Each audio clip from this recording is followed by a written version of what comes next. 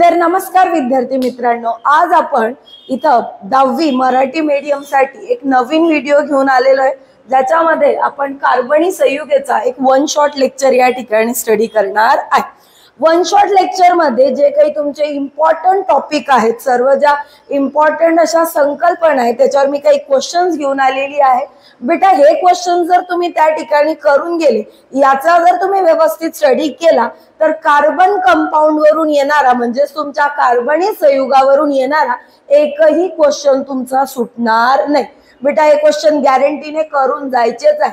सर्व क्वेश्चन तुमचे आयुपॅक त्या ठिकाणी नामकरणावर आहे, त्याच्यानंतर जे सामान्य नाम आहे त्याच्यावर काही क्वेश्चन आहे, अजून तुमचे जे काही वेगवेगळे शास्त्रीय कारण असतील त्याच्यानंतर एक एक दोन दोन मार्कासाठी येणारे जे तुमचे क्वेश्चन आहे, जसे की त्या ठिकाणी गटात न बसणारा शब्द ओळखा, त्याच्यानंतर जोड्या लावा, त्याच्यानंतर बऱ्याच अशा वेगवेगळे तुम्हाला जे चार्ट्स आहेत, तक्ते आहेत, ते सुद्धा या व्हिडिओ मधून आपण कव्हर करणार आहे। तर कोणताही वेळ न घालवता आपण आपला व्हिडिओ सुरू करणार आहे। त्या ठिकाणी बघा, याच्यामध्ये आपल्याला हे जे प्रेझेंटेशन मी आता दाखवते, ओके, याच्यामध्ये तुम्हाला वेगवेगळे या ठिकाणी क्वेश्चन्स आलेले आणि त्या क्वेश्चनचा आपल्याला या ठिकाणी काय करायचं आहे बेटा, स्टडी करायचा आहे। बघा, नंबर ऑफ क्वेश्चन्स या ठिकाणी आहे। तर हा पहिला क्वेश्चन आपण या ठिकाणी स्टडी करणार आहे, जो की असणार आहे तुमचा याच्यावर हा ओघ तक्ता पूर्ण करा, जो की पहिला दिलाय तुम्हाला या ठिकाणी हायड्रोकार्बन्स। हायड्रोकार्बन्स मध्ये बघा बेटा, हायड्रोकार्बनचे दोन टाइप्स येतात, एक येतात संपृक्त आणि दुसरा या ठिकाणी कोणता येतो मग असंपृक्त हायड्रोकार्बन। कोणता येतो बेटा, असंपृक्त हायड्रोकार्बन। त्याच्यानंतर संपृक्त कार्बन, संपृक्त हायड्रोकार्बनचं एक्झाम्पल काय देणार तुम्ही, संपृक्त हायड्रोकार्बनचं एक्झाम्पल देणारे आपण अल्केन।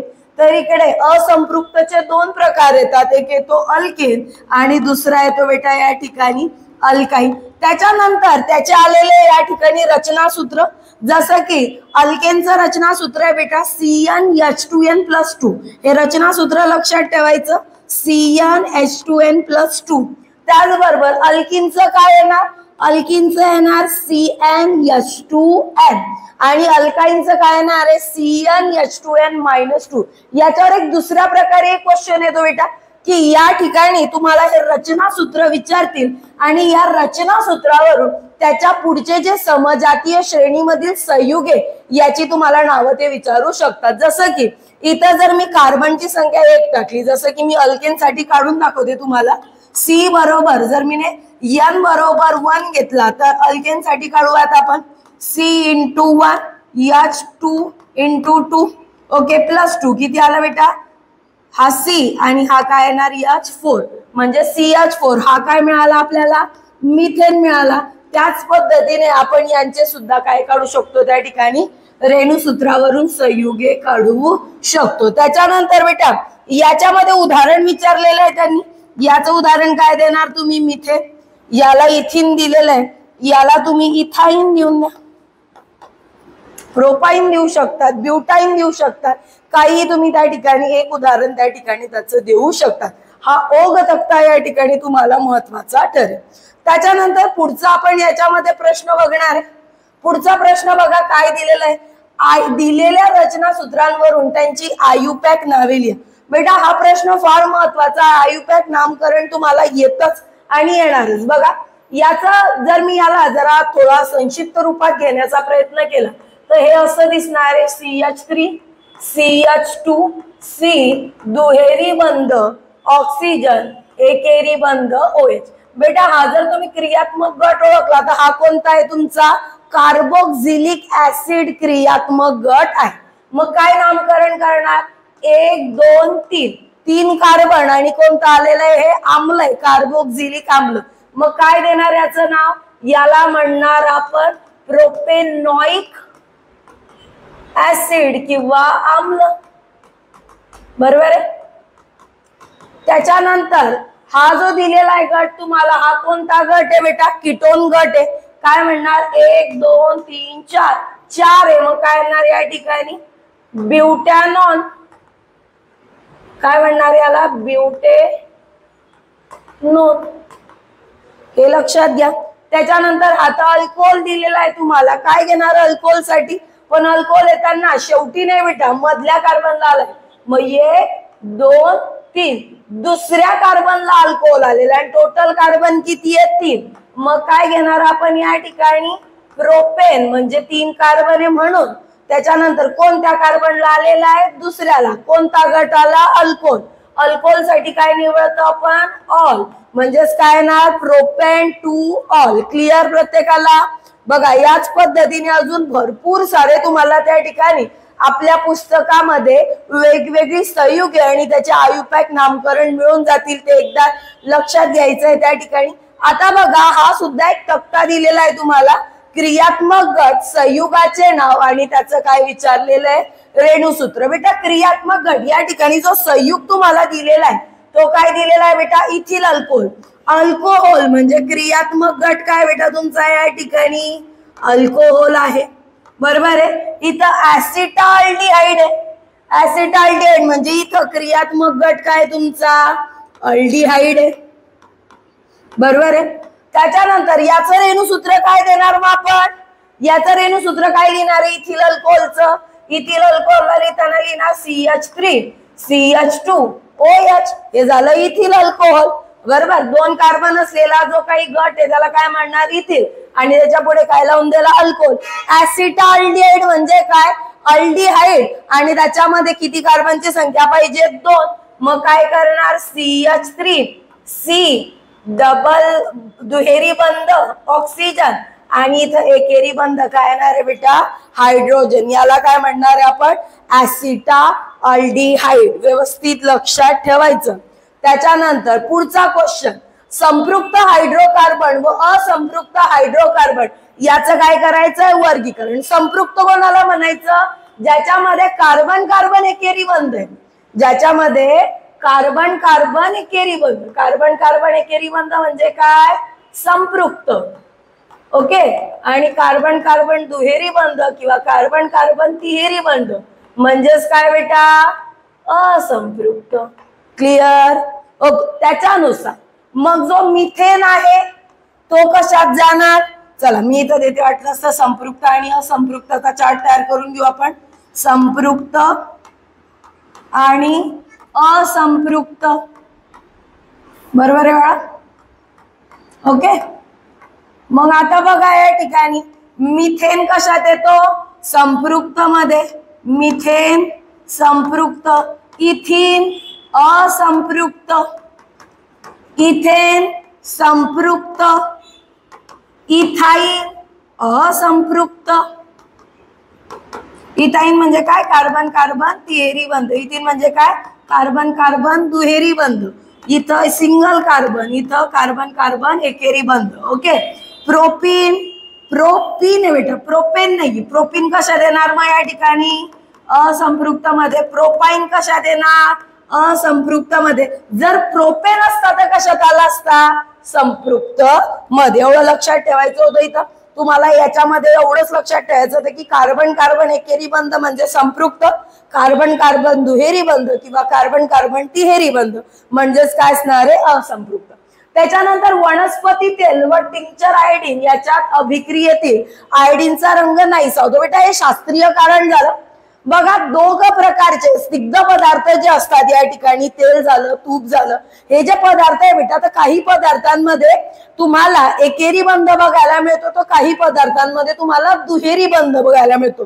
जास्त करून जे तूप वगैरे असतात त्या पदार्थांमध्ये एकेरी बंध म्हणजे ते असंपृक्त संपृक्त असे हायड्रोकार्बन्स असतात, आणि ज्याच्यामध्ये दुहेरी बंध असतो जसं की तेल, तेल हे असंपृक्त हायड्रोकार्बन्स असतात ज्यांच्याकडे काय असतो दुहेरी बंध असतो, ज्यांच्यामध्ये काय असतो बेटा दुहेरी बंध असतो।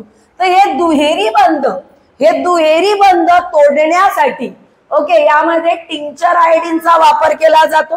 तर टिंक्चर आयोडीनची अभिक्रिया ज्या वेळेला वनस्पती तेलासोबत होते तर त्या वनस्पती तेलाचा असंपृक्त असा संयुग कशाच्या स्वरूपात आणला जातो संपृक्तच्या स्वरूपात आणला जातो, ज्याच्यामध्ये कधी कधी हायड्रोजनचा सुद्धा वापर केला जातो। म्हणून या दरम्यान वनस्पती तेल आणि टिंक्चर आयोडीनची जी अभिक्रिया केली जाते बेटा, त्याच्यामध्ये एक दुहेरी बंधातून एकेरी बंधामध्ये संयुगाचं रूपांतर करण्यासाठी टिंक्चर आयोडीन वापरला जातो। त्यामुळे जेव्हा वनस्पती तेलामध्ये तुम्ही टिंक्चर आयोडीन टाकणार, जे की तपकिरी रंगाचं असणार, त्याचा रंग काय होणार आहे, नाहीसा केला जाणार आहे। असं तुमचं त्या ठिकाणी काय पाहिजे, शास्त्रीय कारण पाहिजे। त्याच्यानंतर दिलेल्या रचना सूत्रांवरून काय सांगितलंय, दिलेल्या रचना सूत्रांवरून संपृक्त आणि असंपृक्त हायड्रोकार्बन ओळखा। अगदी सोपं। कार्बन कार्बन मध्ये काय, एकेरी बंध लगेच ओळखला, काय संपृक्त। कार्बन कार्बन मध्ये दुहेरी बंध लगेच ओळखला, काय असंपृक्त। सोपं होतं।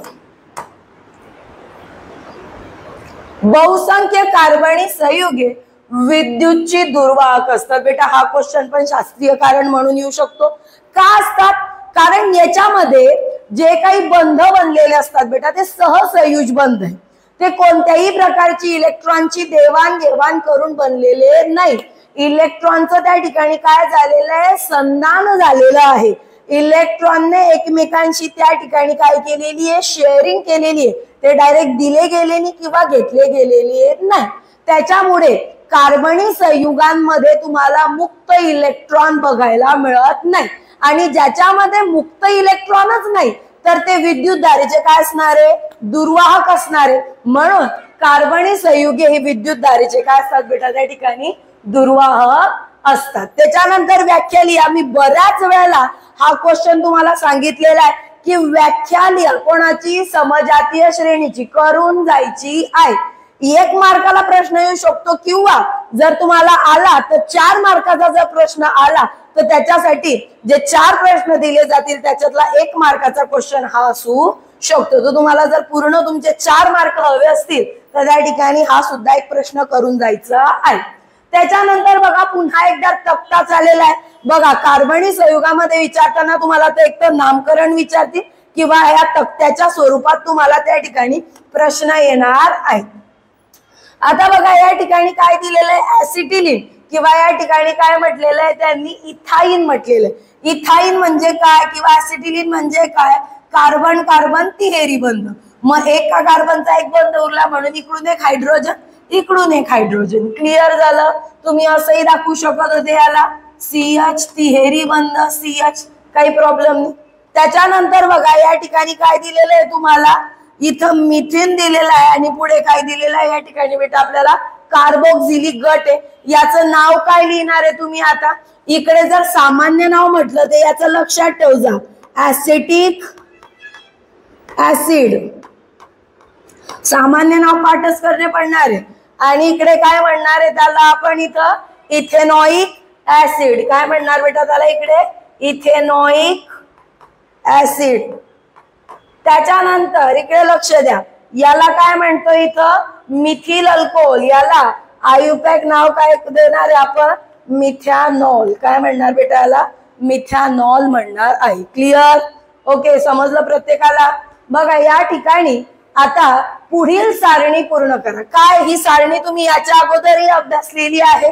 बघा काय दिलेलं आहे सारणीमध्ये तुम्हाला, काय काय आलेलं आहे, सामान्य नाम आहे, रचना सूत्र आहे, आयुपेसी नामकरण दिलेलं आहे।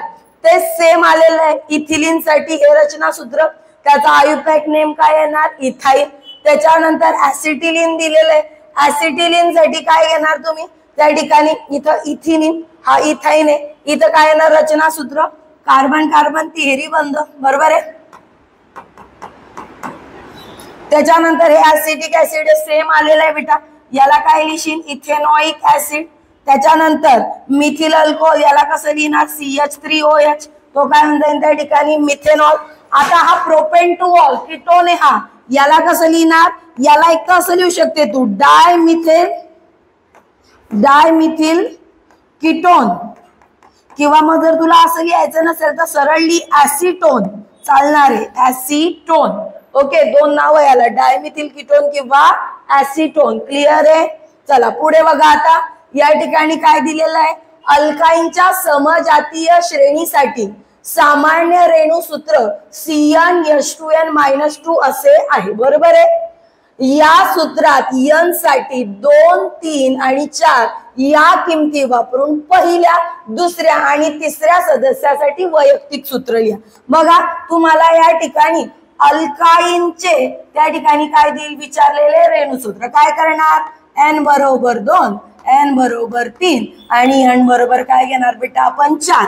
सामान्य रचना सूत्र काय आहे CnH2n-2। चला वापरूयात C2H 2 गुणेला 2 वजा 2 काय करणार हा येणार इथं C2 हा काय येणार H इथं किती आले 2 गुणेला 2 4 वजा 2 C2H2 कसं लिहिणार बेटा याला CH तिहेरी बंध CH हा काय बनला आपला इथाइन आला। त्याच्यानंतर घ्या काय येणार C3H 2 × 3 - 2 काय येणार बेटा C3 हा काय येणार 2 गुणेला 3 6 वजा 2 C3H4 कसं घेणार याला घेताना असं घ्यावं लागणार आहे आपल्याला CH3 कार्बन तिहेरी बंध कार्बन आणि हा काय येणार CH बरोबर 3 कार्बन आणि 4 काय हायड्रोजन। बेटा पुढचं घे या ठिकाणी C4H 2 × 4 - 2 C4H किती हा 2 गुणेला 4 8 वजा 2 C4H काय येणार हा 6 कसा घेणार CH3 CH2 C तिहेरी बंध CH किती 4 कार्बन 3 आणि 2 5 आणि 1 6 हायड्रोजन मिळाले आपल्याला। काय काय घेतलं आपण या ठिकाणी इथाइन घेतलं प्रोपाइन घेतलं आणि काय घेतलेलं आहे ब्युटाइन आपल्याला असे 3 या ठिकाणी काय मिळाले संयुगी। कार्बनची शृंखला बंधन शक्ती हा थेरॉटिकल क्वेश्चन आहे बेटा। याच्यामध्ये कार्बन कुठून सुरू होतो आणि कुठपर्यंत त्याच्या शृंखला असतात त्या कोणकोणत्या प्रकारच्या असतात त्या कशा प्रकारे बनतात या सगळ्यांची एक थेरी तुम्हाला या ठिकाणी द्यायची आहे टिप यामध्ये। अगदी सोपं आहे तुम्हाला अगदी कार्बनी संयुगे प्रकरण सुरू झाल्यानंतर एक 4थ्या पेजवर हा प्रश्नाचं तुम्हाला उत्तर सापडून जाणार आहे। त्याच्यानंतर उदाहरण देऊन स्पष्ट करा क्रियात्मक गट अल्डिहाइड आणि कीटोन मधील क्रियात्मक गट लिहा। बघा या ठिकाणी क्रियात्मक गटाविषयी विचारलेलं आहे त्यांनी आणि अल्डिहाइड आणि कीटोन्स यांच्यातील यांमधील क्रियात्मक गट। अल्डिहाइड साठी क्रियात्मक गट काय बेटा उदाहरण देऊन स्पष्ट करा म्हणतात त्या ठिकाणी। मग क्रियात्मक गट कोणकोणते अल्डिहाइड कोणता अल्डिहाइडला काय लिहितो आपण RC दुहेरी बंध H हा अल्डिहाइड झाला। कीटोन कसा लिहितो R कार्बन दुहेरी बंध ऑक्सिजन पुन्हा R काय करतो इथं डॅश हे 2 मिळाले। याचं एक एक उदाहरण देऊयात वाटलं असतं आपण काय करणार CH3C दुहेरी बंध ऑक्सिजन H याला काय म्हणणार आहे आपण या ठिकाणी इथॅनॉल। हा दुसरा घ्या या ठिकाणी CH3C दुहेरी बंध ऑक्सिजन CH3 याला काय म्हणणार आहे या ठिकाणी प्रोपॅनॉल। अशा प्रकारे तुम्ही या क्वेश्चनला काय करू शकतात बेटा सॉल्व करू शकतात। त्याच्यानंतर सांगितलं होतं मी गटातनं बसणारा शब्द मिथेन ब्युटेन बेन्झीन हे तिघ काय झाले तुमचे कार्बनी संयुगे। मग ते आता संपृक्त आहे असंपृक्त आहे किंवा ते कोणत्या तरी बंध शृंखलामध्ये याच्याशी आपल्याला घेणं नाही ते कार्बनी संयुग हे महत्वाचं। सोडियम क्लोराईड काय या ठिकाणी आयनिक बंध असलेला आहे हे सहसंयुज बंध असलेले म्हणून त्याच्यातून हा सोडियम क्लोराईड काय असणार आहे गटात न बसणारा शब्द आहे। याच्यानंतरही तुम्हाला बरेचसे लेक्चर या ठिकाणी बघायला मिळणार आहे जे काही तुमच्यासाठी भरपूर महत्वाचे चॅप्टर आहे पण तुम्हाला थोडे ते कठीण वाटतात समजण्यासाठी त्या सगळ्या चॅप्टरचे व्हिडिओ मी तुमच्यासाठी घेऊन येणार आहे। पुढचा व्हिडिओ आपला धातू विज्ञानचा असणार आहे। लक्षात घ्या या ठिकाणी व्यवस्थित अभ्यास करा एकूण एक चॅप्टर अभ्यासा। तुम्हाला काही प्रॉब्लेम असेल तर मला त्या ठिकाणी तुम्ही ऑफलाईन त्या ठिकाणी आपल्या साठो क्लासेसला येऊन भेटू शकतात। ओके व्यवस्थित अभ्यास करा विद्यार्थी मित्रांनो त्या ठिकाणी ठीक आहे थँक्यू।